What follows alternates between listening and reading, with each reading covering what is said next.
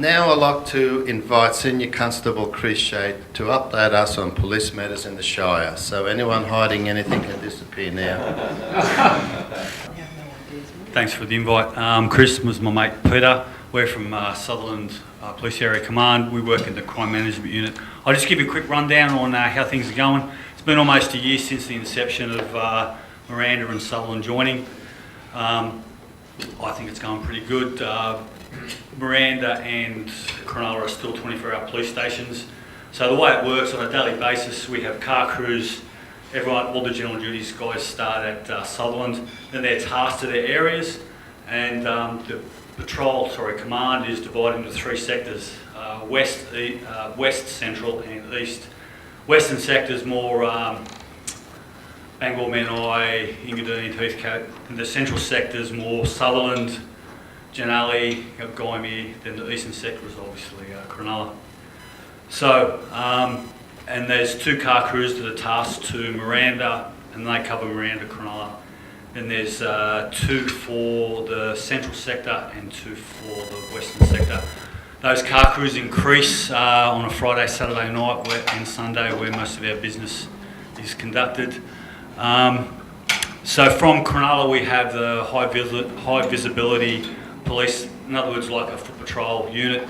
As summertime is progressing, we've got plans you'll see more police on the beat. So that could be through ATV patrols, foot and vehicle. Then from Miranda we have our proactive crime team, which is a mixture of uniform and plainclothes police, and they target any crime trends that are sort of starting to show up. Then we have a drug and property unit that's attached to Miranda, and that's a wing of the Sutherland detectives. As far as crime goes, I can't give you any raw stats because I'm not allowed to, but all I can say is crime fluctuates. Opportunistic crimes like steal from motor vehicle. Most crooks are opportunistic, and if they see a laptop or a wallet or a purse sitting in the car, they're going to break into it. And through our Facebook site, I'm continually putting on things like lock your car, take your stuff. And the way I explain it is that most modern vehicles are you can't steal modern vehicles these days, but if you're going to leave stuff in front of you for view for the crooks, they're going to smash the window and break in. Just stuff like that. So for instance, crooks. Okay, so crooks go to jail, they come out, they re-offend, we lock them up, put them back. It's just sometimes it's a revolving door, but I say for instance, June, July we had a spike in graffiti, and it annoys me, but again, it's a trend. So June and July, the figures were up through intelligence, and we ran an operation and we locked up the majority of these people.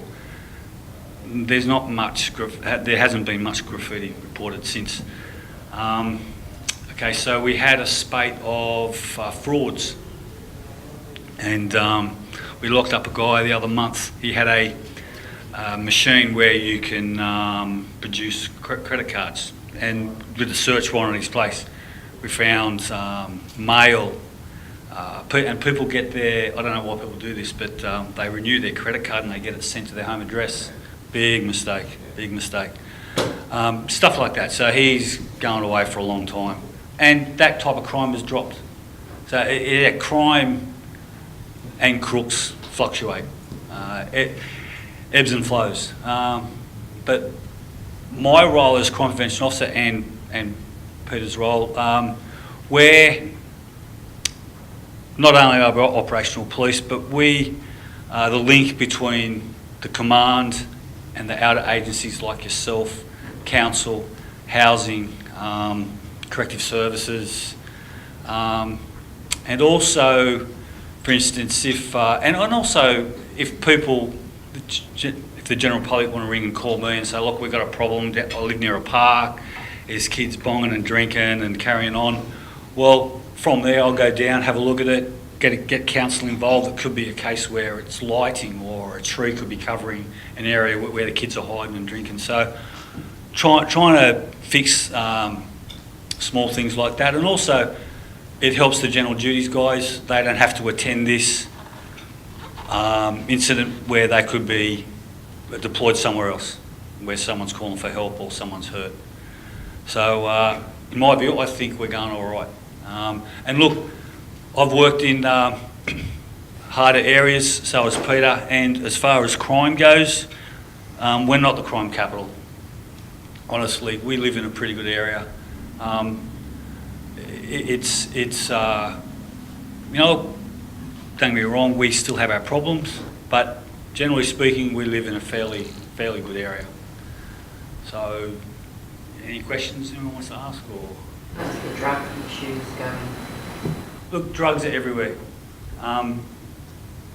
Again, that ebbs and flows. But I mean, if you have information about, you see people, you know, dealing or whatever, or you know of someone, or have, you know, call us. I'll leave my details with Paul. You can put it on your newsletter, and just call me or email me. Because I mean, if you don't tell us, we're not going to know about it either. And I mean, for example, someone calls in saying, "Oh, look, I've seen these cars pull up to this address, and they're running in and running out. They're only spending a minute or so there."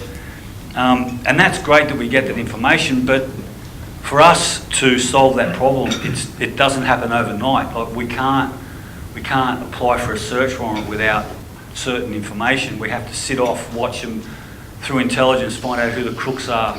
You know, it doesn't happen overnight. And for us to get a good result, we need to sit back, watch, look, learn, and then we go in, and then we get the results.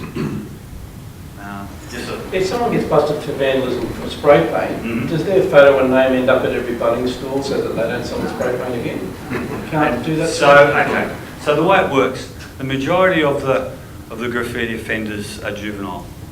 So we can't do that, mate. Not for juveniles. They're protected, and for a reason. Yeah. So, But I'm saying that I work with the youth as well, many hats. So I help Chris. My background's licensing. I work with the youth. So there is a program for young offenders through the court. So it's a very well run program because it makes them actually do it. So if your business, I work with Nathan at the Miranda Hotel. The side of Westfields in his building is always getting graffiti tag, and it looks ugly on the side. So he provided me with the paint because it's Westfield's paint, but they provide me with the paint. They want to paint it out. So the kids, they get referred to us through the PCYC. We talk to the business and say, look, these kids have to paint it out. So we get them, we go around, try to find places like colour-bond fences. Brickwork's a bit harder because we don't like to put paint on brickworks, especially on businesses, because then you've got a blight on it, especially colours. And we paint them out, we make them paint it out. So if your business is on the side of a wall, you don't mind, like if you said if it's a beige and you have that beige paint, you don't mind to come across. We make the kids come around and do it. They have to do it to court order. So that's a good incentive for you guys to put it out there to say, look, my business got tagged over the weekend, or that's constantly getting tagged. We give the kids, I think it's every quarter, we get it like this, because if they're not inside, they're out with us. So.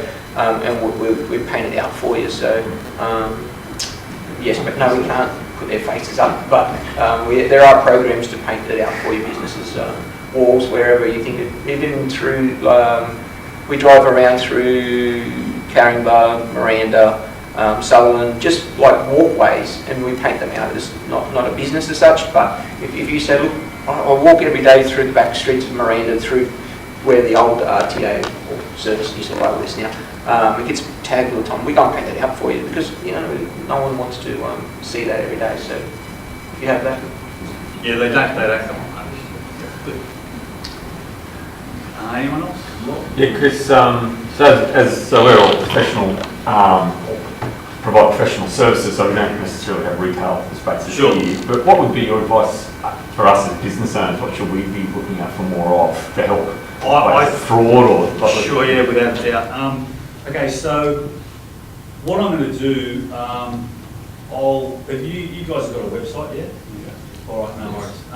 I've got some really good what to look for with counterfeit notes. I don't know, are you guys are cash businesses? No, you're not really? Okay. Yeah, all right, some are. So you've got people coming in off the street asking about your product, stuff like that. Would that be the case? I'd say maybe not the case. As I said, with more professional services where it's more, scams, scams through the internet, stuff like that. But I mean, you guys are all old enough and wise enough to know what's a scam most of the time. The clever ones, we know. Business security, I don't know whether you guys hold cash or cash documents or sensitive info on your premises. Very much business security, and that can be stuff like CCTV footage inside and outside. It doesn't have to be these massive cameras. You can buy these small covert cameras. Changing your password on your computer every month or something like that. Just be aware. Yeah, also business. If you guys have sensitive documents on your premises and you have cash-related documents, not so much cash. Yeah, I'd be thinking very much of looking at your business security, and that's a service myself and Peter can provide as well. If you guys think that there's any weak points in your business or like in your premises, myself and Peter will come out and we can do it for a free security assessment for you. But so if you guys don't really directly deal with the public and you're not sort of handling cash, it's more so as I said, the fraud stuff. People coming in. Years ago there was, and it's difficult now, but guys going around with a fake I don't know how he got hold of them, but they were real New Zealand birth certificates. And coming in, wanting to open up an account, and you had the cards all made up. Yeah, so that type, but that's fairly high level crime. What else? I suppose on the street we had a spate where you had these Eastern European gangs coming over to Australia and New Zealand, more so Australia, where they were targeting ATMs. And it wasn't just the black box on the front of the cash deposit, it was a sophisticated electronic device. And so they would come back after, say, 10 transactions, download it on the computer, and they sucked all that information from that individual like card people swiping their cards. And then they made credit cards. And then 3 months down the line, you get a bill from some antique shop in Venice. You know what I mean? Stuff like that. But yeah, so definitely that type of stuff. Okay. But as I said, if you think there's a weakness, if you're concerned about security of premises, give us a yell. We can come out and check it out for you. Any more? No, thank you. Thank you, Chris, and thank you, Cheers. Peter. Thank you.